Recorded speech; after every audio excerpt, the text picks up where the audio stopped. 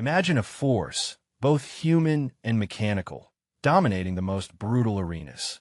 A relentless perfection forged in sweat and steel. But what if the unwavering gaze, the triumphant roar, was merely a shimmering veneer, a glittering skin hiding something truly other? We've all witnessed Alexander Zverev, a towering figure eclipsing the net, serving thunderbolts that defy physics, moving with a panther-like grace that belies his colossal frame. He stands as a monument to relentless power and unyielding precision.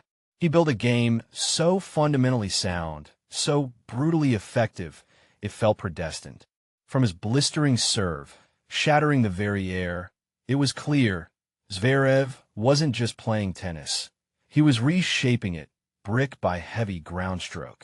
A machine, some called him, a Terminator programmed for victory, impervious to doubt, fueled by an almost alien desire to dominate every point. His ascent wasn't a gradual climb. It was an explosive launch, a rocket piercing the stratosphere, leaving rivals gasping. His presence exudes an aura of cold, calculated invincibility, a quiet menace promising relentless pressure.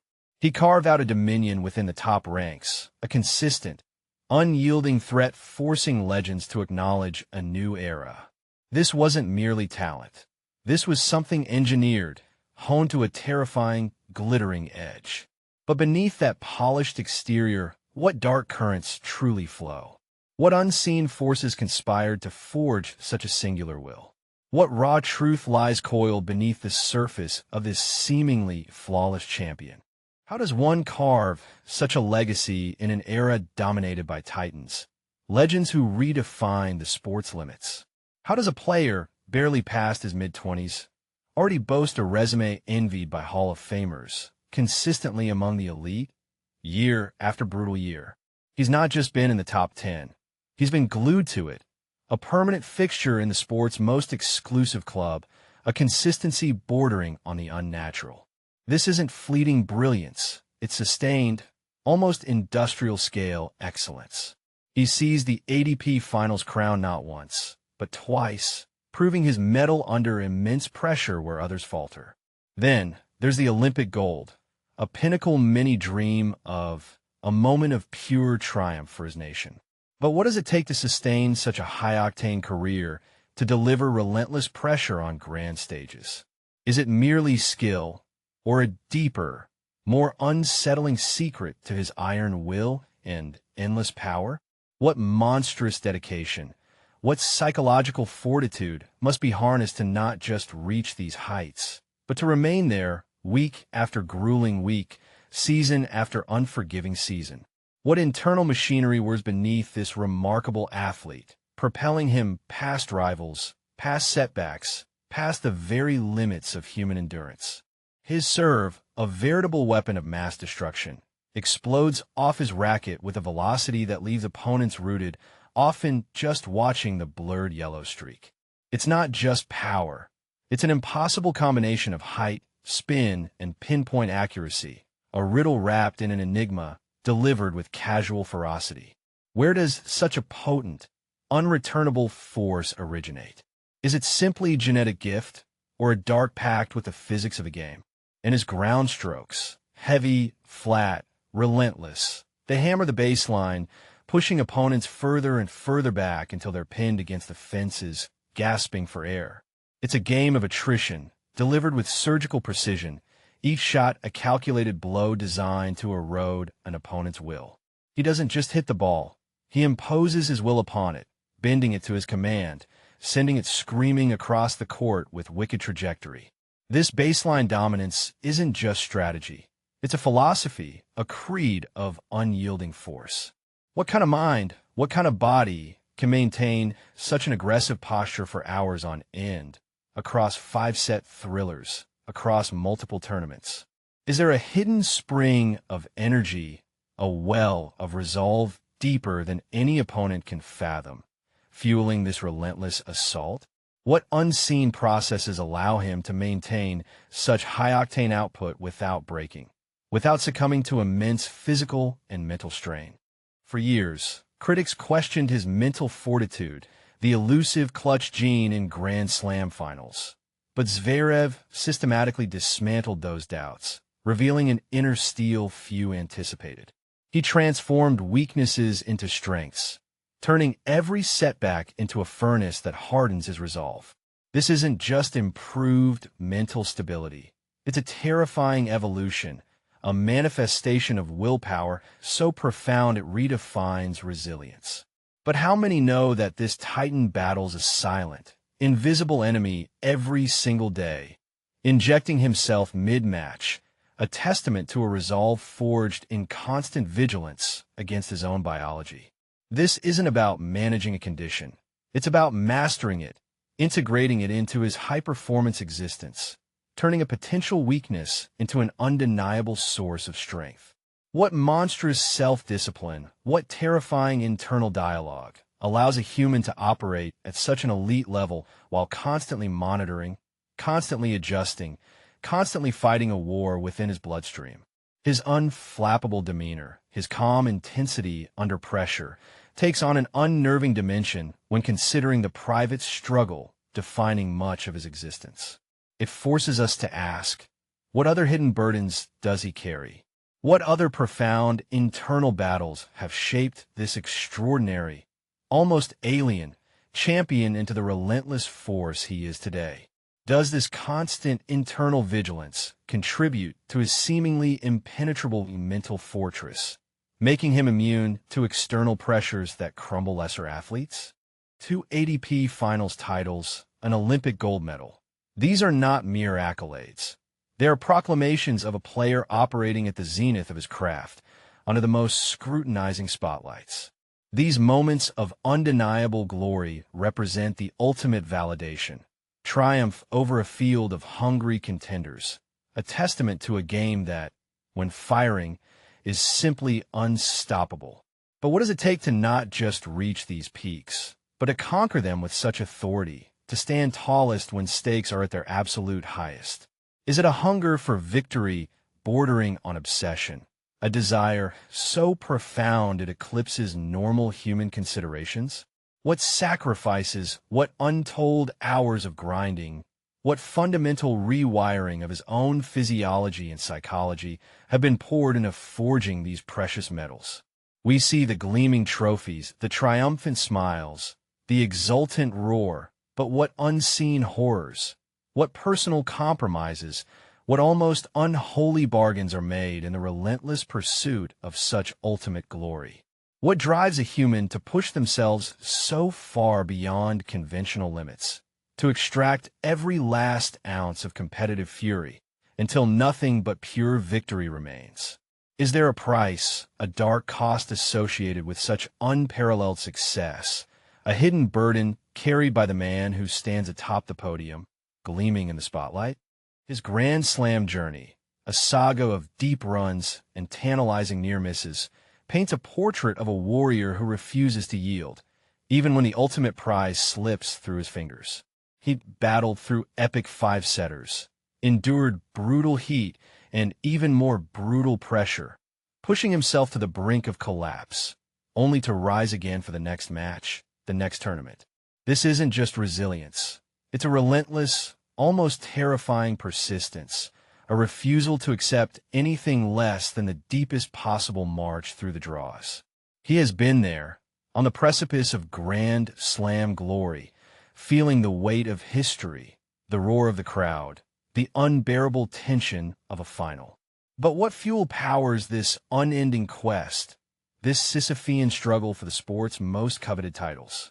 What monstrous reservoir of self-belief, what absolute conviction in his own destiny, allows him to shake off defeat, to recalibrate, and return with even fiercer resolve?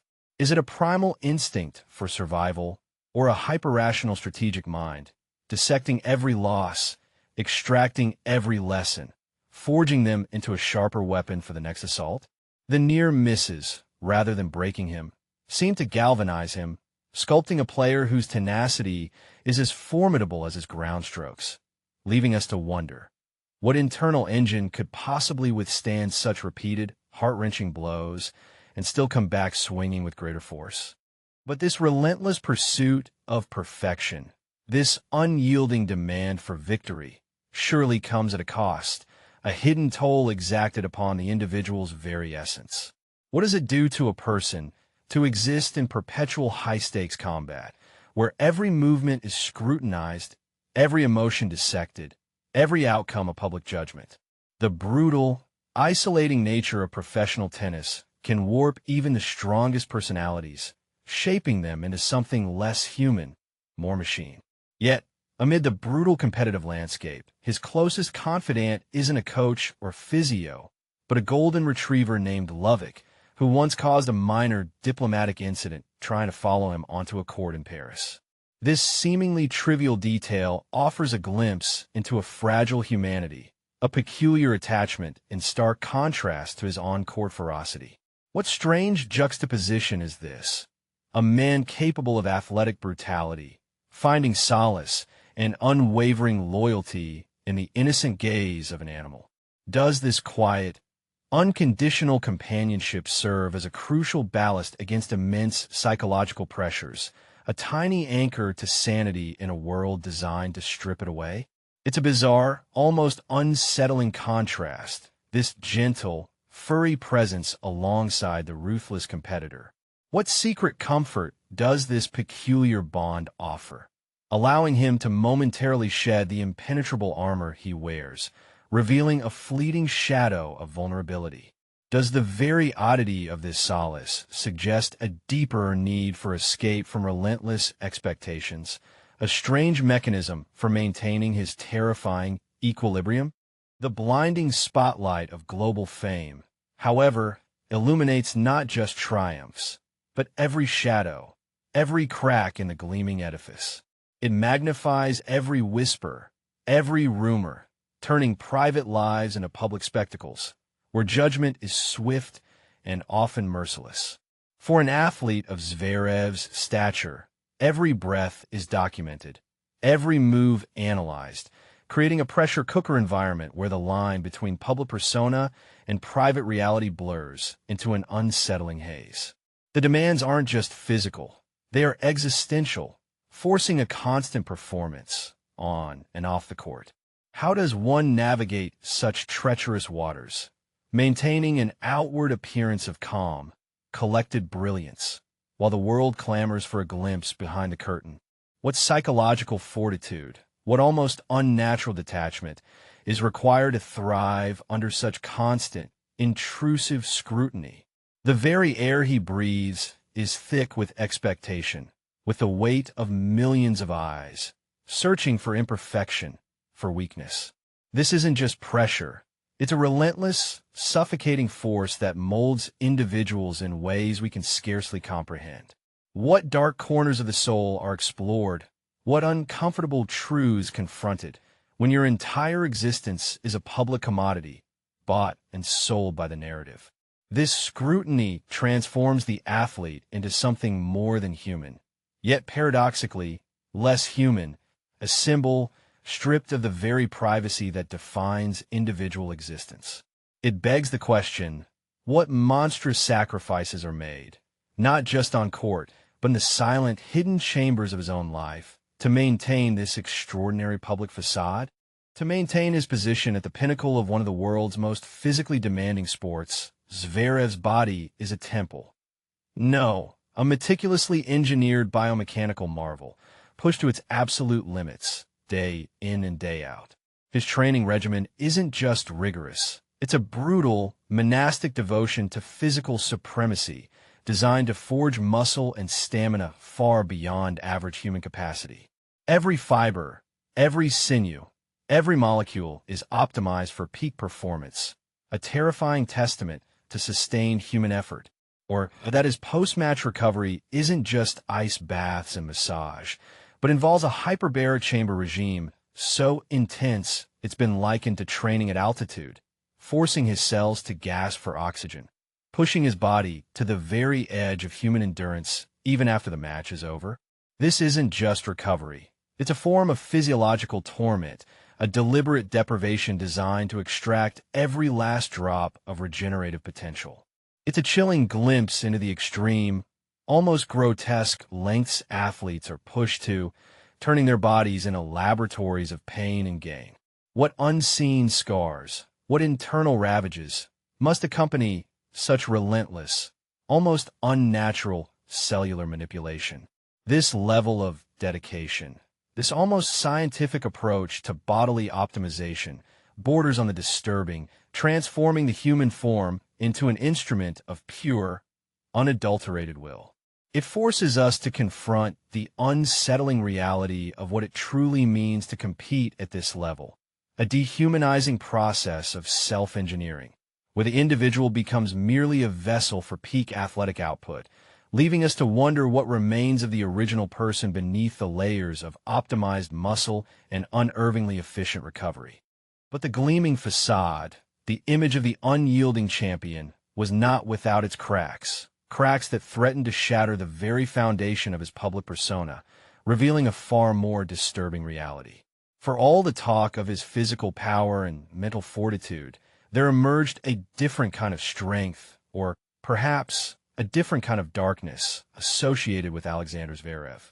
Whispers, then shouts, then full-blown allegations of domestic abuse surfaced, painting a grim picture far removed from the pristine tennis courts. These were not mere tabloid sensationalism. These were serious, deeply unsettling claims from an ex-girlfriend, alleging physical and emotional torment. The world watched, aghast, as the narrative shifted from athletic triumph to a far more sinister human drama. The ATP, the very governing body of the sport, was forced to launch a formal, extensive 15-month investigation, delving into the murky depths of these allegations, peeling back the layers of celebrity and athletic achievement to uncover a truth that seemed almost unfathomable for an Olympic gold medalist. The very notion that such a figure, celebrated globally, could be embroiled in such a grotesque scandal left a bitter, unsettling taste in the mouth of many. The dissonance was profound. The hero on court, capable of such grace and power, allegedly capable of such cruelty off it. The world held its breath, waiting for a definitive judgment, for clarity amidst the horrifying fog of accusations. The investigation concluded, stating insufficient evidence to substantiate the claims. Insufficient evidence. The words hung heavy, a formal closure that for many left an even more unsettling void. It wasn't an exoneration in everyone's eyes, nor a conviction, but an official acknowledgement of an ambiguity so profound, so deeply disturbing, that it casts a perpetual shadow over all his achievements.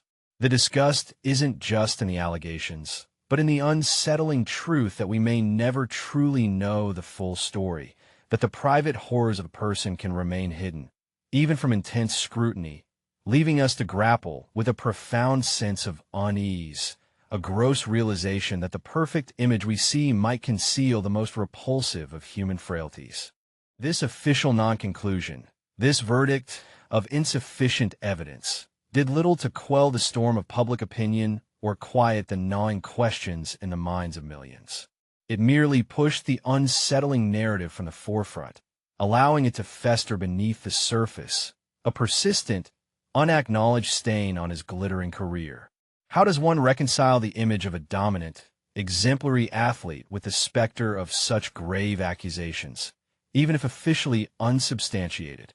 It creates a profound moral and ethical dilemma for fans, commentators, and the sport itself. The disgust lingers not just from the allegations, but from the unsettling ease with which the machinery of professional sports can, at times, absorb and neutralize such controversies, allowing the show to go on, leaving an acrid taste of unresolved justice. It's a chilling reminder that the world of elite sports, for all its glory and spectacle, harbors its own dark underbellies, where power and fame can intertwine with deeply disturbing personal conduct, and where definitive answers can remain stubbornly out of reach. What does it say about our idols, about the heroes we choose to celebrate, when such ambiguities are allowed to persist, when the shadows refuse to dissipate entirely? The silence that followed the ATP's conclusion, for many, was louder than any definitive statement, echoing with the unspoken fears and unanswered questions about the true cost of greatness, and the hidden demons that might lurk behind the most dazzling smiles and the most powerful serves.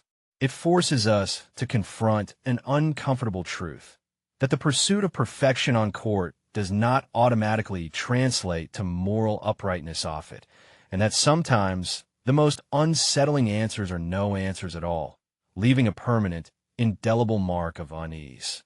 So, what is the ultimate truth of Alexander Zverev, the machine-like force, the paragon of power and consistency?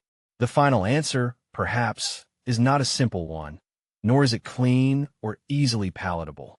It's the unsettling realization that the relentless perfection, the unwavering gaze, the triumphant roar we witnessed, was merely a shimmering veneer, a glittering skin hiding something truly other, a human story woven with threads of extraordinary triumph and profound, unsettling ambiguity, leaving us to wonder if the genius was always inherently flawed, always shadowed by something deeply unsettling.